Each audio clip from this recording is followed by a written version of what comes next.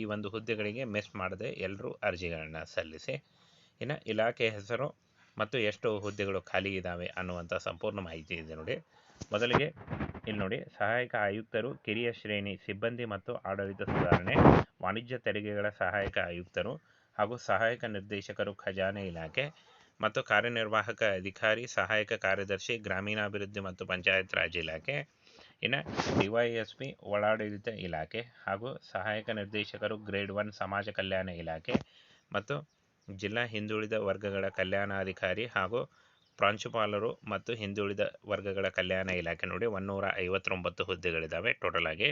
ಇನ್ನು ಫ್ರೆಂಡ್ಸ್ ಮುಂದೆ ನೋಡಿ, ತಹಸೀಲ್ದಾರ್ ಗ್ರೇಡ್ 2 ಕಂದಾಯ ಇಲಾಖೆ ಹಾಗೂ ವಾಣಿಜ್ಯ ತೆರಿಗೆ ಮತ್ತು ಅಧಿಕಾರಿ ಹಾಗೂ ವಾಣಿಜ್ಯ ತೆರಿಗೆ ಇಲಾಖೆ, ಕಾರ್ಮಿಕ ಅಧಿಕಾರಿ ಕಾರ್ಮಿಕ ಇಲಾಖೆ, ಸಹಾಯಕ ಅಧೀಕ್ಷಕರು ಒಡಾಳಿತ ಇಲಾಖೆ ಮತ್ತು ಸಹಕಾರ ಸಂಘಗಳ ಸಹಾಯಕ ನಿಬಂಧಕರು ಮತ್ತು ಸಹಾಯಕ ನಿರ್ದೇಶಕರು ಸಹಕಾರ ಸಂಘಗಳ ಲೆಕ್ಕ ಪರಿಶೋಧನಾ ಇಲಾಖೆ, ಅಬಕಾರಿ ಉಪ ಅಧೀಕ್ಷಕರು ಆರ್ಥಿಕ ಇಲಾಖೆ ಮತ್ತು ಉದ್ಯೋಗಾಧಿಕಾರಿ ಕೌಶಲ್ಯಾಭಿವೃದ್ಧಿ ಉದ್ಯಮಶೀಲತೆ ಮತ್ತು ಜೀವನೋಪಾಯ ಇಲಾಖೆ.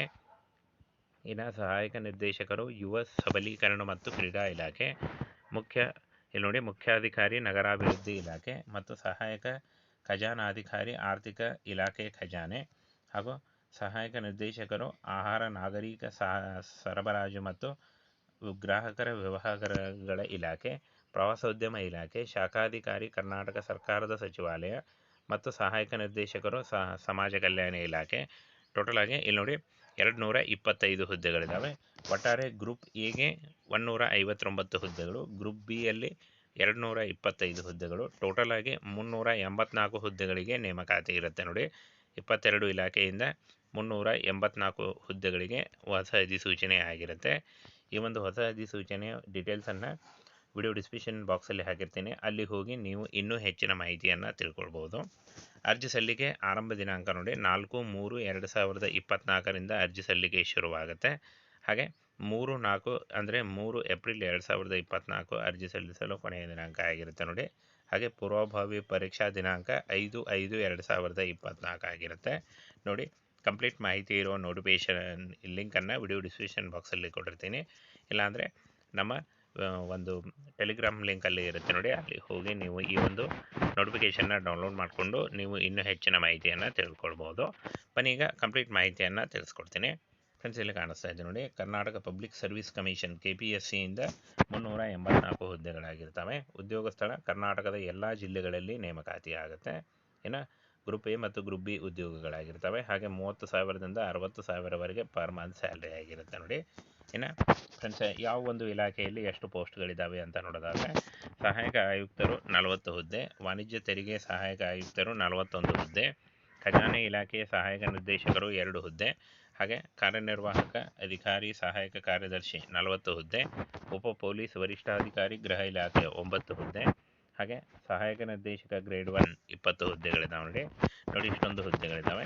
ಹಾಗೆ ಇನ್ನು ಜಿಲ್ಲಾ ಹಿಂದುಳಿದ ವರ್ಗಗಳ ಕಲ್ಯಾಣ ಅಧಿಕಾರಿ ಸಹಾಯಕ ನಿರ್ದೇಶಕರು ಪ್ರಾಂಶುಪಾಲರು 7 ಹುದ್ದೆ ಇದೆ.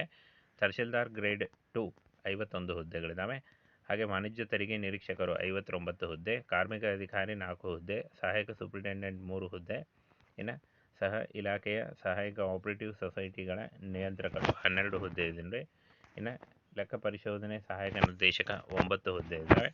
ಇನ್ನು ಅಬಕಾರಿ ಇಲಾಖೆಯಲ್ಲೂ ಕೂಡ ಹುದ್ದೆಗಳಿದ್ದಾವೆ ನೋಡಿ. ಅಬಕಾರಿ ಉಪ ಅಧೀಕ್ಷಕರು 10 ಹುದ್ದೆ ಇದೆ, ಉದ್ಯೋಗ ಅಧಿಕಾರಿ 3 ಹುದ್ದೆ, ಸಹಾಯಕ ನಿರ್ದೇಶಕ 4 ಹುದ್ದೆ, ಮುಖ್ಯ ನಗರ 1 ಹುದ್ದೆ, ಸಹಾಯಕ ಖಜಾಂಚಿ 46 ಹುದ್ದೆ, ಇನ್ನು ಸಹಾಯಕ ನಿರ್ದೇಶಕರು ನಾಗರಿಕ ಸರಬರಾಜು ಮತ್ತು ಗ್ರಾಹಕರ ವ್ಯವಹಾರಗಳ ಇಲಾಖೆ 9 ಹುದ್ದೆ ಇದೆ, ಪ್ರವಾಸೋದ್ಯಮ ಇಲಾಖೆ ಸಹಾಯಕ ನಿರ್ದೇಶಕರು 2 ಹುದ್ದೆ ಇದೆ, ಹಾಗೆ ವಿಭಾಗ ಅಧಿಕಾರಿ ಕರ್ನಾಟಕ ಸರ್ಕಾರದ ಸಚಿವಾಲಯ 5 ಹುದ್ದೆಗಳಿದ್ದಾವೆ ನೋಡಿ. ಇಷ್ಟೊಂದು ಹುದ್ದೆಗಳಿದ್ದಾವೆ. ಈ ಒಂದು ಹುದ್ದೆಗಳಿಗೆ ಆಯ್ಕೆ ಮಾಡಿಕೊಂಡು ನೀವು ಅರ್ಜಿಗಳನ್ನು ಸಲ್ಲಿಸಬಹುದು. ಸಮಾಜ ಕಲ್ಯಾಣ ಇಲಾಖೆಯಲ್ಲಿ 7 ಹುದ್ದೆಗಳಿದ್ದಾವೆ. ಇನ್ನು ಶೈಕ್ಷಣಿಕ ಅರ್ಹತೆಯನ್ನು ನೋಡೋದಾದರೆ 8ನೇ ತರಗತಿ 10ನೇ ತರಗತಿ PUC ಮತ್ತು ಡಿಗ್ರಿ ಮಾಡಿದಂಥ ಅಭ್ಯರ್ಥಿಗಳು ಹಾಗೂ ಡಿಪ್ಲೊಮಾ ಮಾಡಿದಂಥ ಅಭ್ಯರ್ಥಿಗಳು ಕೂಡ ಈ ಒಂದು ಹುದ್ದೆಗಳಿಗೆ ಅರ್ಜಿಗಳನ್ನು ಸಲ್ಲಿಸಬಹುದು. ಇನ್ನು 21 ವರ್ಷದಿಂದ 38 ವರ್ಷದ ಒಳಗಿನವರು ಅರ್ಜಿಗಳನ್ನು ಸಲ್ಲಿಸಬಹುದು. ವಯೋಮಿತಿ ಸಡಿಲಿಕೆ ಕೂಡ ಇರುತ್ತೆ. 2A 2B 3A 3B ಅಭ್ಯರ್ಥಿಗಳಿಗೆ 3 ವರ್ಷ, SC ST ಕ್ಯಾಟಗರಿ 1 ಅಭ್ಯರ್ಥಿಗಳಿಗೆ 5 ವರ್ಷ, PWD ಅಭ್ಯರ್ಥಿಗಳಿಗೆ 10 ವರ್ಷಗಳ ವಯೋಮಿತಿ ಸಡಿಲಿಕೆ ಕೂಡ ಇರುತ್ತೆ ನೋಡಿ.